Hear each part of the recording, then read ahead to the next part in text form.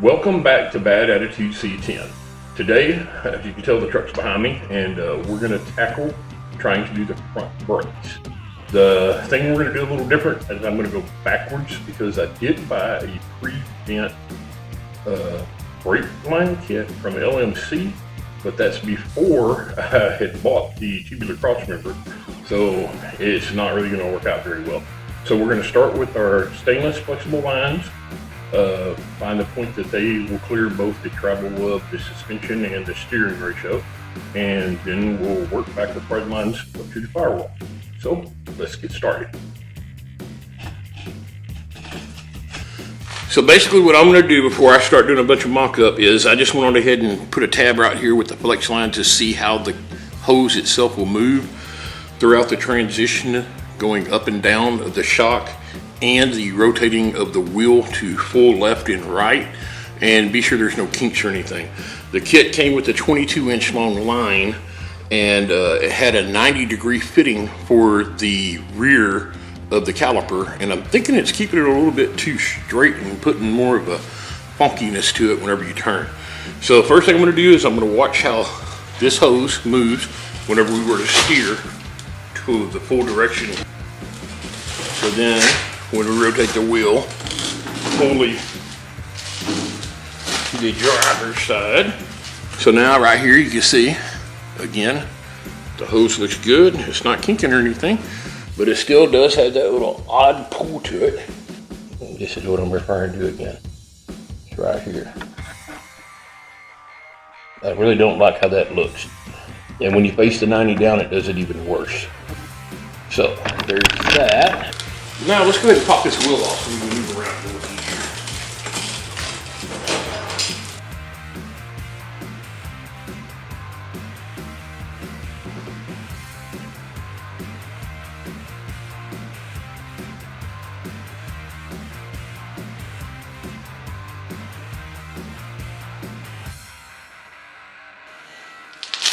Okay.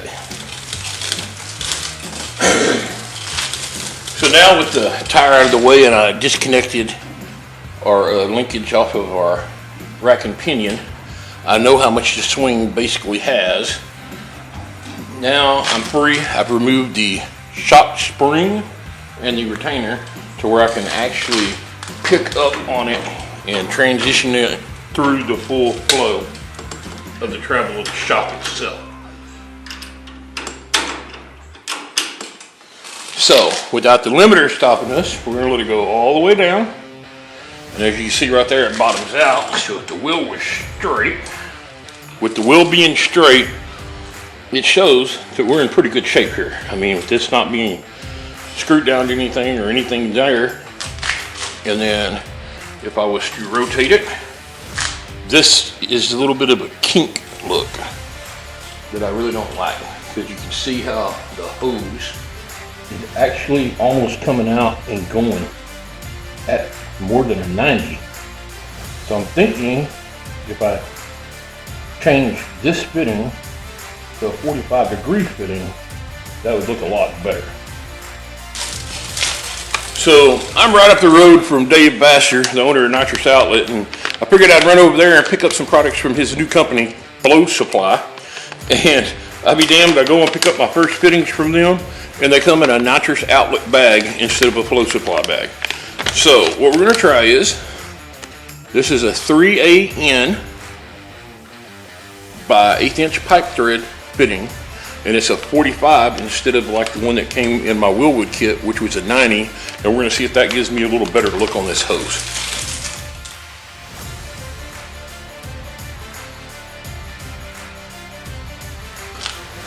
I'm going to go ahead and cheat here for a minute.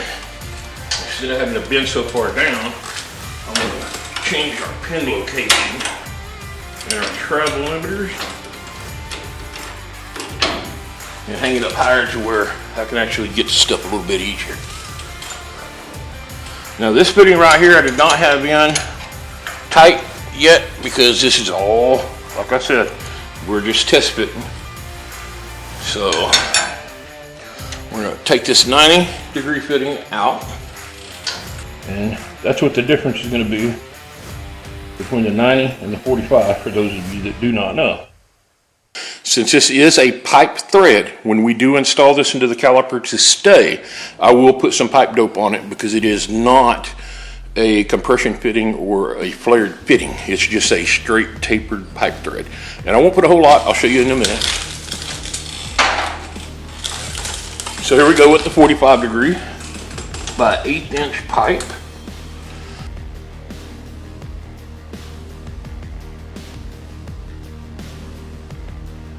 And this is just test fitment, so I'm just going to stop it at that point right there.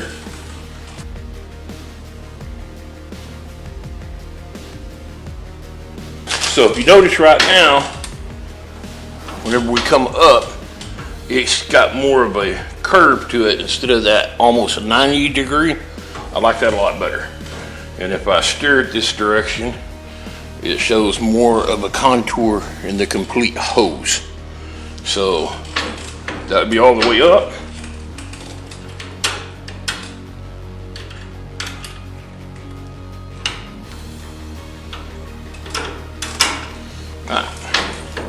So that's all the way up straight, all the way up down. If you notice, it's got a nice little look to it.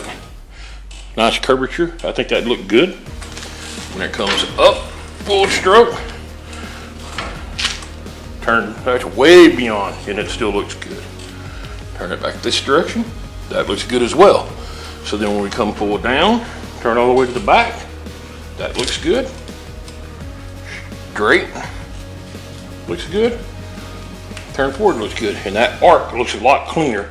So now instead of being like almost a 90, it's got more of a rolled angle to it. So I'm digging that a lot. So I have to decide on what I want to do because I don't know if this is going to be too much excessive. I don't think it's going to get anywhere near the header. What we might do is I might rotate the mount that's on the frame and just move it over and drill a hole.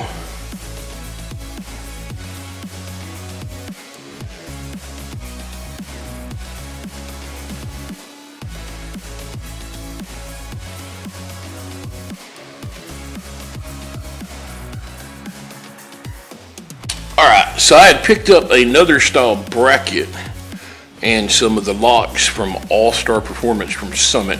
So I'm going to put this one on here and see if I might be able to get a different angle that I like a little more than what I had.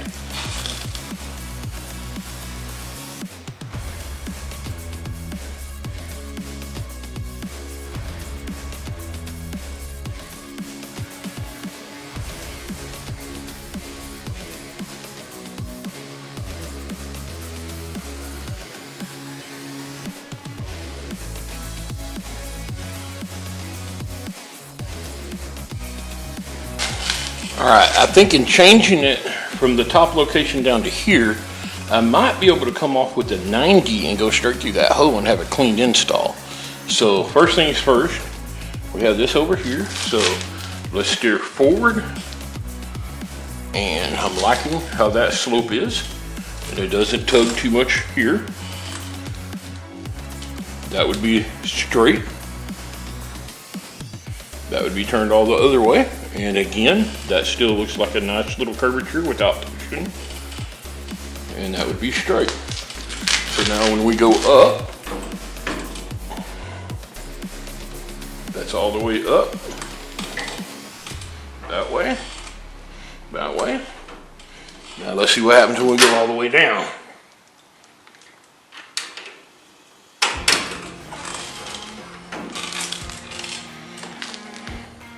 That looks good. That looks good. I'm thinking I like that better.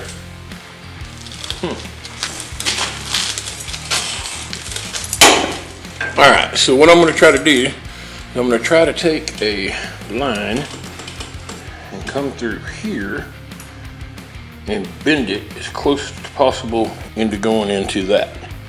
And then we'll see what we can do from there.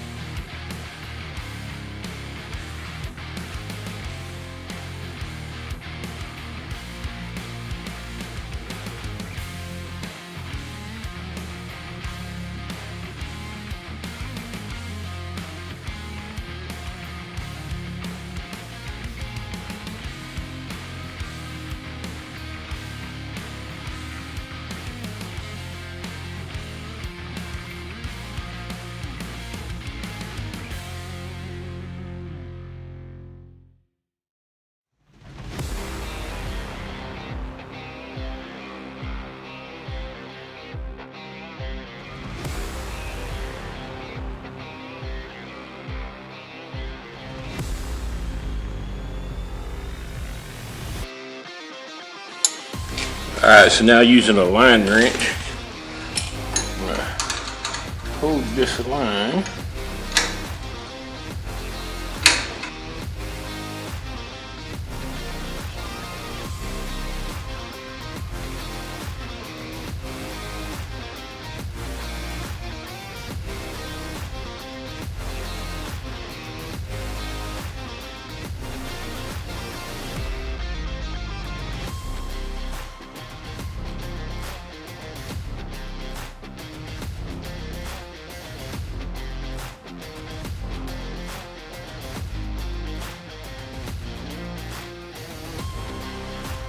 Alright guys, so what we're going to do is, we're going to come in and we're going to put a coupler and tie that coupler into this brake line right here. And we're going to bend and come around this portion of the frame to get it back on this side of the chassis. So first I'm going to go ahead and put these two together with a union. And then I'm going to try to get and measure as good as I can as to where I need to start making my bend.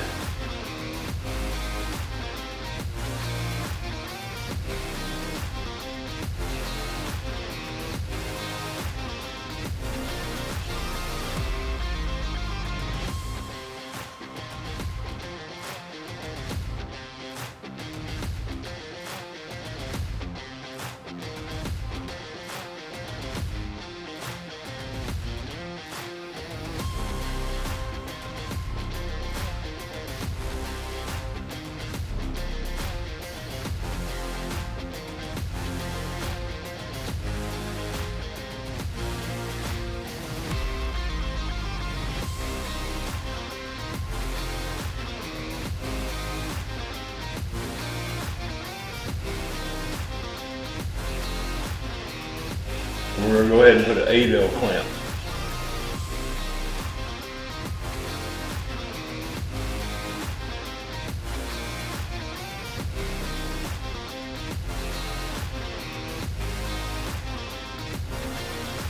Okay, so what I'm using on the 8L clamps is I'm using 1/4 20 by 3/4, a flat washer.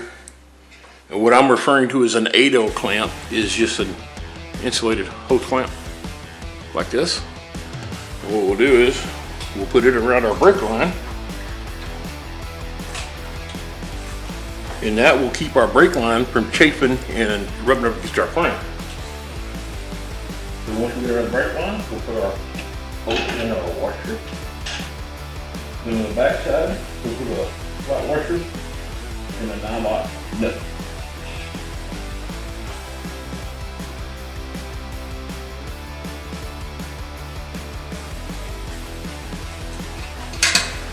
I'm going to go ahead and put another 8L clamp over here.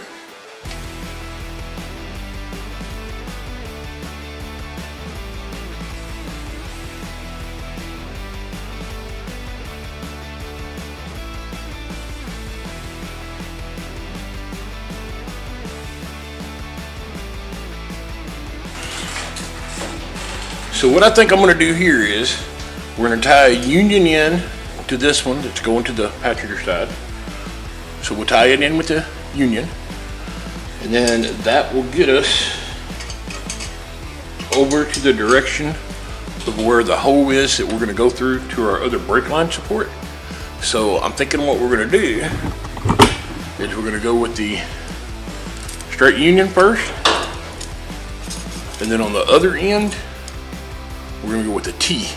That way I can go T passenger side, the driver's side brake line will come off here, and the supply line will come in right here.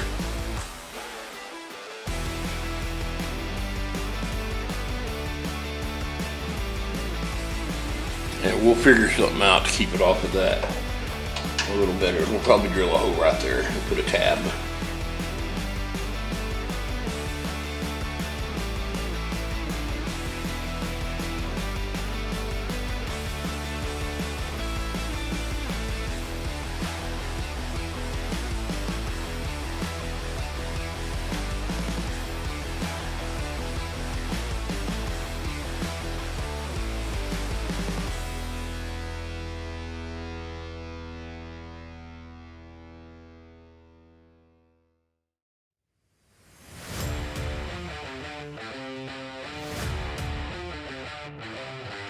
Alright guys, so here's what we're using.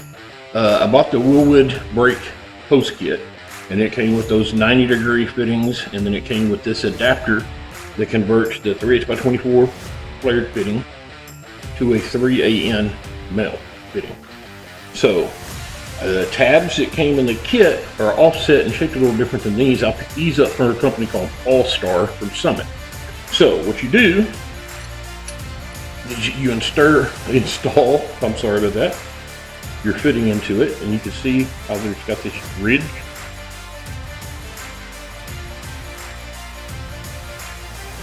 You then take a clip, this clip goes into the back of the ridge, and then what I have been doing is I've been taking a pair of pliers, catching it like so, popping them on. And then they're like that. Done.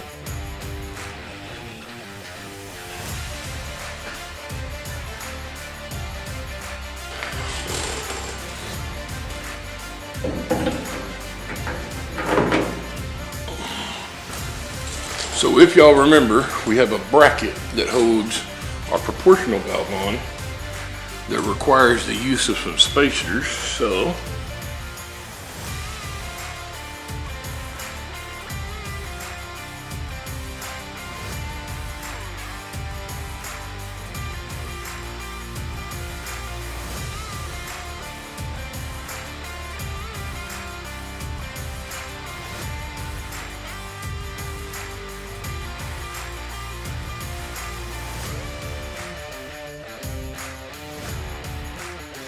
alright guys, I'm wanting to get some longer bolts for that, but for now, that'll get us by. Here's one of the other items that I'd picked up from Jegs that I did not mention that we were putting on yet, but we're going to put a line lock not only on the front brakes for when we do a burnout. That way I did not have to figure out a way to rig up a handbrake and do, burnouts with my one-legged butt struggling. So what we did is we got one that we're going to hook up and we're going to use it for when we do a burnout, and we have a second one we're going to put on the rear brakes since we do not have a trans brake on the truck. What we're going to do is we're going to wire it into where when I hit the button that would have been for the trans brake, it's going to allow me to lock the front and rear brakes both at the same time. and then I can go ahead and have the two-step set at whatever RPM I want. When I get on this so-called line lock trans brake button, it will let me floor the truck, hold it at a certain RPM, and then when I let off the button, it'll be just like leaving on a trans brake. It's just not going to be locking the transmission up. It's just going to be whatever the brakes can hold. And then I hope the converter still allows it to flash to, you know, improve my reaction times and get me out a little faster. So what we're going to do is we're going to figure out where to put this first one first. And I wanted to put the master cylinder and stuff on. That way we could see, you know, where our wiring and everything would be and how hard this is going to be.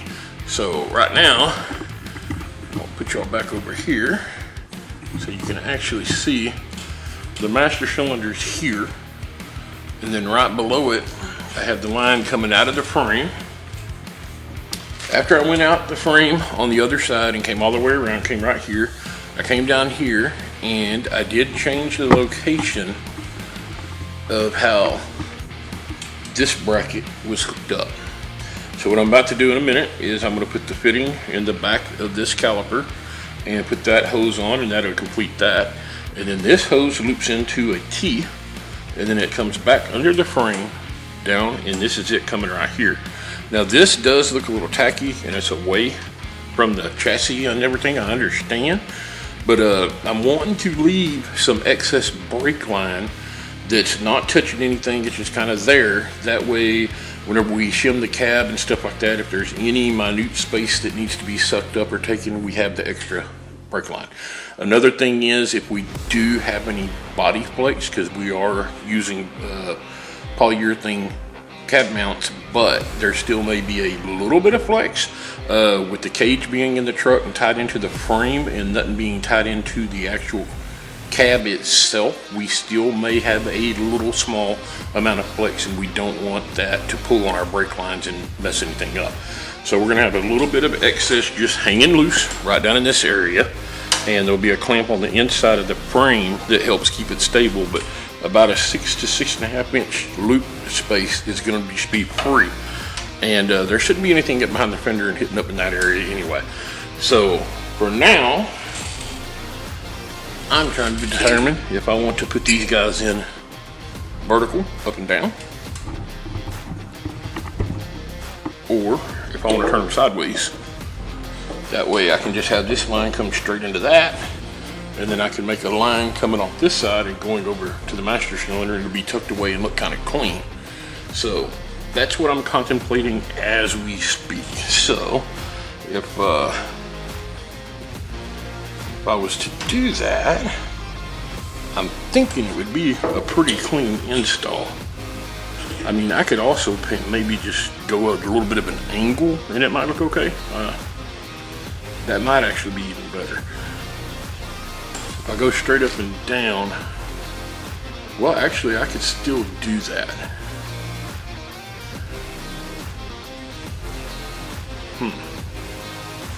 But I'll also have to figure out somewhere in line with this, we're going to use a 2 psi residual valve. Even though our master cylinder is higher than our calipers, they say that the residual valve will help with our pedal feel. So we're still wanting to contemplate doing that as well. So let me look at this real quick and figure out what we got going on. All right, guys, I sprayed the back of this caliper down with a little bit of brake cleaner so I can try to get this sticker off.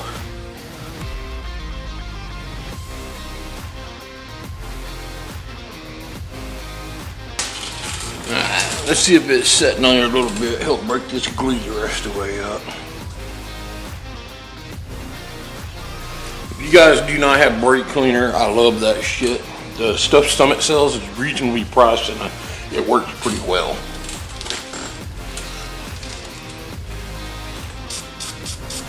It's especially good if you have painted calipers instead of powder coated, and if the brake fluid gets on them after you're doing a brake job or something like that, if you leave the brake fluid on it, it's going to eat the paint and cause it to peel and come off. If you spray it down with a good dose of brake cleaner, it'll neutralize that and it won't hurt nothing. Now, as I said before, anytime we're using a flared fitting, something like that, or a compression fitting, I do not use pipe dope or Teflon tape. In this case, this side of the fitting is 1/8 inch pipe. So it's a tapered seat. It's not a flared or a compression fitting. We're gonna put a dab of pipe dope on it. So hang on. And dude, you're not gluing this sumbitch together. You're just sealing. So, and it's pretty cold today, so this stuff's pretty thick and nappy. So basically, I'm probably gonna cheat with this. I generally try to get it a couple threads down from the first thread, and I'll just put a little dab on one side. That's it. That's actually a little more than I would normally do, but with this being cold, because it's pretty cold outside and I'm blowing smoke right now, I don't know if y'all can see it, but anyway, I'm gonna go ahead and thread this in.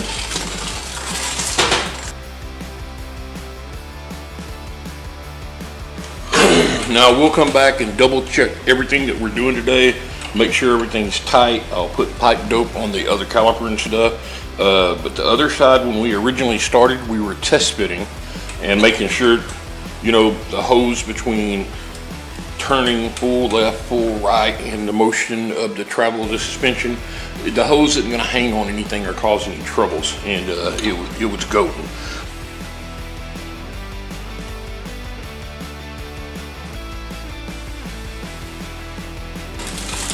Alright, that other side, when I'm facing it's at about 11 o'clock, so we're going to want this one to be pointing at about 1 o'clock-ish. That way it has the same angle since we're on the opposite side. So with that being done, hose that we got that's 3AN that came in our Willwood kit, and we'll go ahead and run it.